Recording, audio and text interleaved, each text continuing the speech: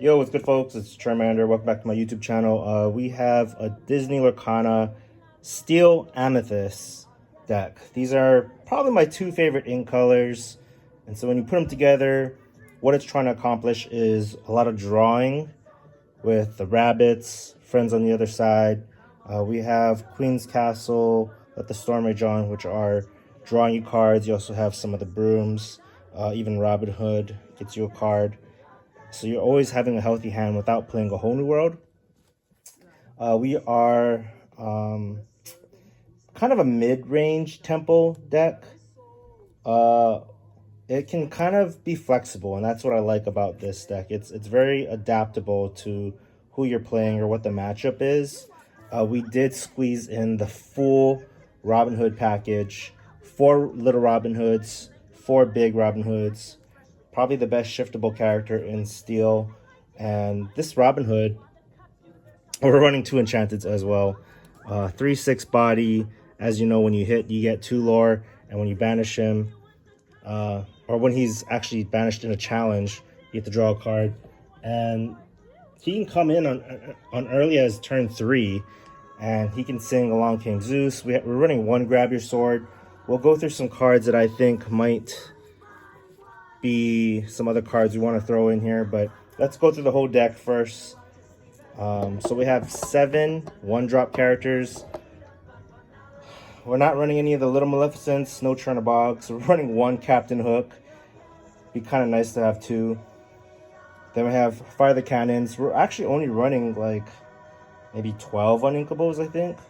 1, 2, 3, 4, 5, 6, 7, 8, 9, 10, 11, 12. 12 Uninkable, which is very low. So, and we're drawing a lot. So, in a way, I should probably be at a higher amount of Uninkables.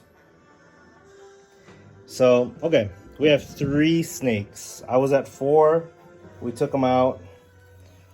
Arguably, we could be at 4. Just to bounce things back. Bouncing things like Benja, bouncing things like Pete, bouncing things like even Fox or Goat or Rabbit. I like the idea of bouncing Rabbit a lot because you're drawing more cards. You're also able to bounce Pinocchio, which we'll get to. We have 4 Smees. Mr. Smee, he's just so good. 3/3 body. That's why we have 1 Captain Hook, so that he doesn't take a damage if we have a hook. But Questing for 2 is really early, good early game advantage. And we have 1 Baboom. And I think this is a card that's underrated. When you play him, you get to exert a character. I think that's pretty good. I like using that and bouncing back to make use of his ability.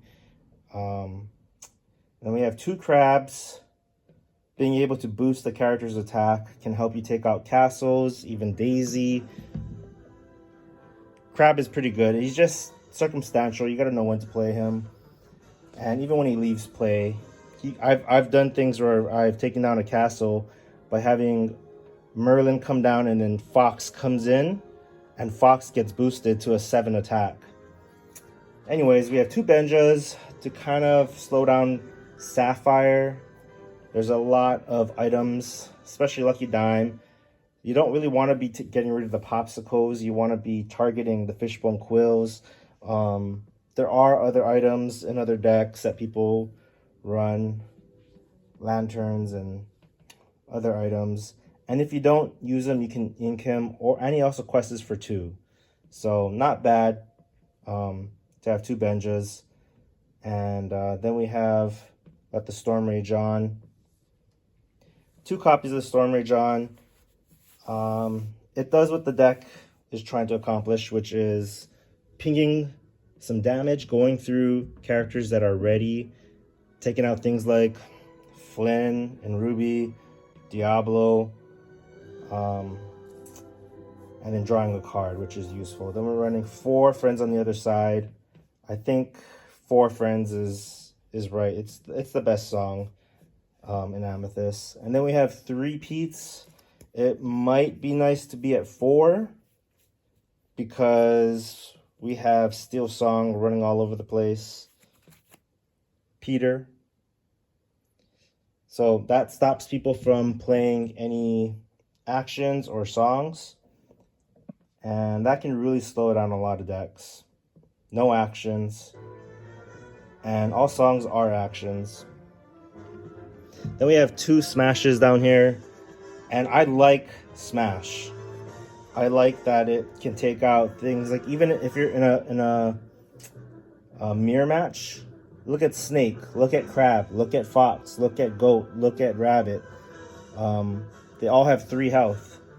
You're also looking at things like Ursula and Emerald, Ariel and Amber with 3 health. Those are very common.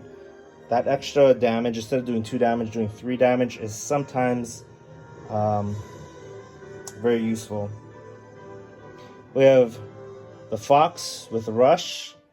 Rushing Fox, Madam Mim is so good to just come in, maybe have a broom, play Fox, and then just rush in. That's kind of why I wanted more 1-drops, because then you can bounce things back and use Rush like Madam Mim or the Elephant when you have just a cheap character. And that's why little 1-drop Maleficent is kind of a good choice in this deck. Being able to quest 2, bounce it back, keep her safe, and then use something like a Fox. Then we have 4 Rabbits, which I think is one of the best cards in Amethyst. You're pretty much guaranteed to draw 2 cards no matter what. And if you bounce it with Madam Mim or Fox, Elephant, you get to reuse the rabbit. And over time, being able to draw that many cards, it's just card advantage. The more cards in hand, the more options, the more cards to play, the more cards to ink. I like to draw cards. And then we have 4 Queen's Castle. And for a while, we were playing the library. And this is maybe where I need some help, is we took out all the libraries. And I like the library.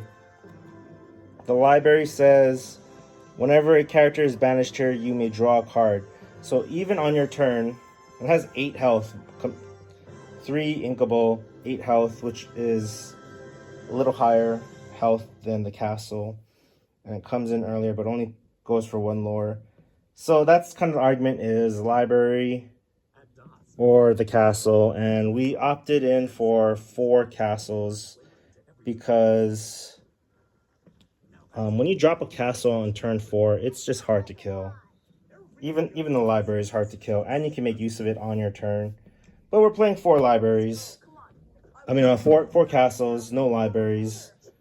And I think I'm okay with that. Especially because there's Be Prepared that really doesn't get rid of locations.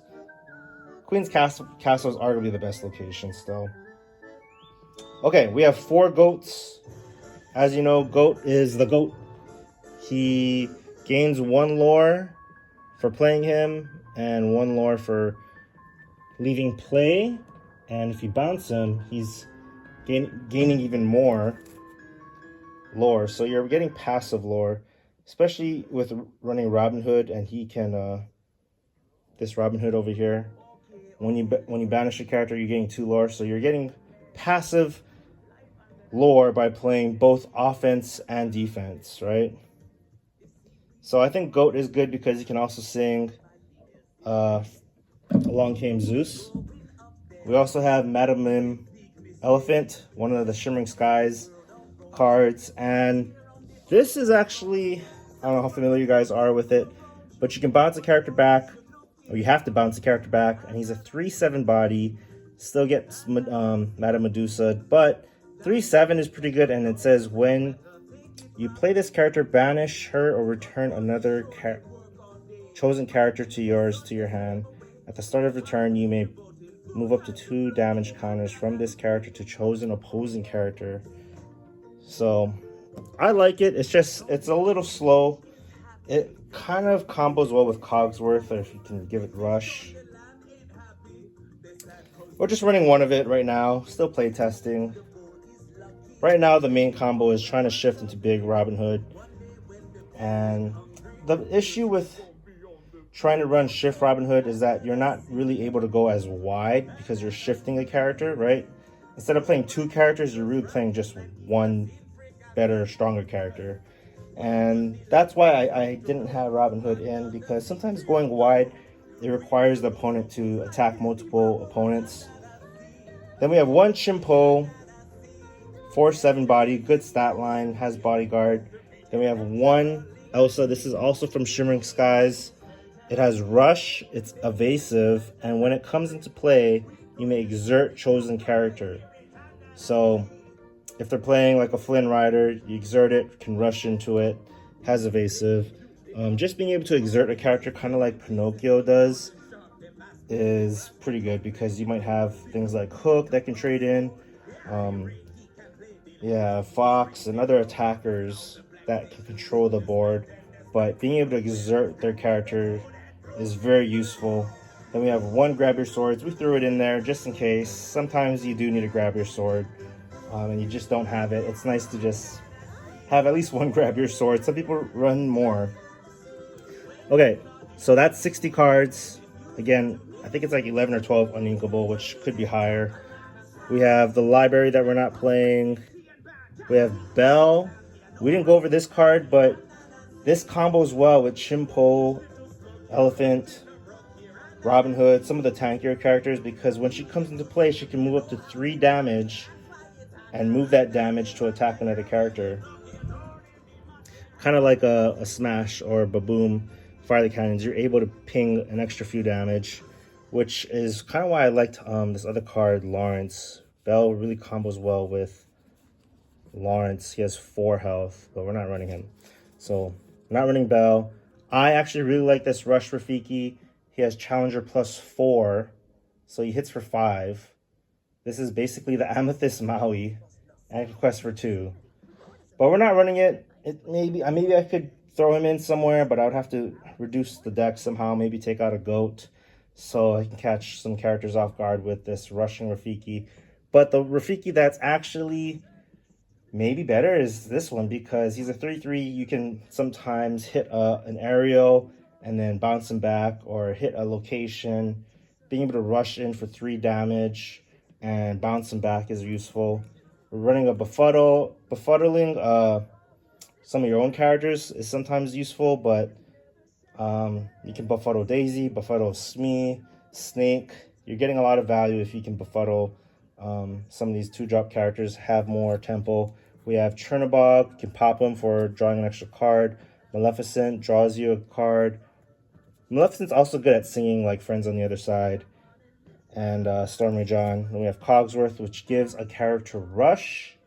So if you combo Cogsworth with any other card, that can work. But the thing is, they need to have something that's exerted.